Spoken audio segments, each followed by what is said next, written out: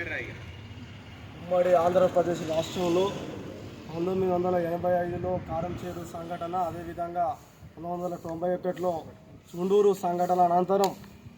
దేశం మొత్తం, యావత్ భారతదేశం సిగ్గుపడేలా, ఉలిక్కిపడేలా జరిగినటువంటి నరమేధాలు, దళితుల మీద జరిగినటువంటి నరమేధాలు, ఊచకోతల నేపథ్యంలో మరి దళిత బహుజన ఫ్రంట్ 1995లో పురుడు పోసుకున్నది. ఆ రోజుల్లో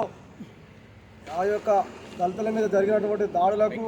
ఊచకోతలకు, నరమేధాలకు, మారణ హోమాలకు ప్రధాన కారణం నాడు ఈ సమాజంలో ఒక బలీయమైనటువంటి శక్తి ఉన్నటువంటి అగ్రకులాలు, అగ్రవర్ణాల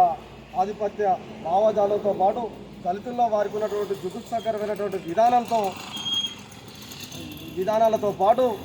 ఆనాడు ఉన్నటువంటి పాలక ప్రతిపక్షాల మద్దతు కూడా ఉన్నది. ఆ రోజుల్లో మరి దళితుల పట్ల, బహుజనుల పట్ల ఎవరు కూడా ముందుకొచ్చి మాట్లాడినటువంటి సందర్భంలో దళితుల హక్కుల కోసం,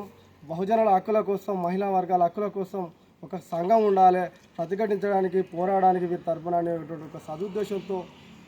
గౌరవ శ్రీ కొరవి వినయ్ కుమార్ గారు 1995లో దళిత బహుజన ఫ్రంట్ను స్థాపించారు. నాటి నుంచి 2 తెలుగు రాష్ట్రాల్లో దళిత బహుజన ఫ్రంట్ అనేక సమస్యల మీద దళితులకు, బహుజనులకు, అదేవిధంగా ఎస్సీ, ఎస్టీ, బీసీ, మైనార్టీ వర్గాలకు సంబంధించినటువంటి భూమి సమస్యలు, వారికి సంబంధించినటువంటి వారిపైన జరుగుతున్నటువంటి దాడులు, దౌర్జన్యాలు, వివక్షత మీద నిరంతరం పోరాటం చేస్తున్నది. అదే క్రమంలో 2014 సంవత్సరంలో తెలంగాణ రాష్ట్రం ఏర్పడ్డ తర్వాత ఇక్కడ బాధ్యతలు తీసుకున్నటువంటి పెద్దలింగానగరి శంకర్ గారి నేతృత్వంలో దళిత బహుజన ఫ్రంట్ తెలంగాణ వ్యాప్తంగా అనేక జిల్లాల్లో అనేక అసమానతలపైన అంబేద్కర్, పూలే మొదలగు మహనీయుల స్ఫూర్తిగా తీసుకొని బోధించు, సమీకరించు పోరాటం అన్నటువంటి నినాదాన్ని ఎంచుకొని రాష్ట్ర వ్యాప్తంగా అనేక ఉద్యమాలకు, అదేవిధంగా ఉపాధి హామీ కూలీలకు కూడా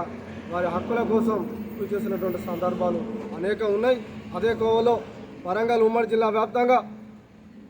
DBF రాష్ట్ర నాయకులు చుంచు రాజేందర్ గారు, రౌతు రమేష్ కుమార్ గారి ఆధ్వర్యంలో మరి పెద్ద ఎత్తున ఇక్కడ అసమానతల మీద భూమి పోరాటాలు, అదేవిధంగా దళితుల భూముల కబ్జాల మీద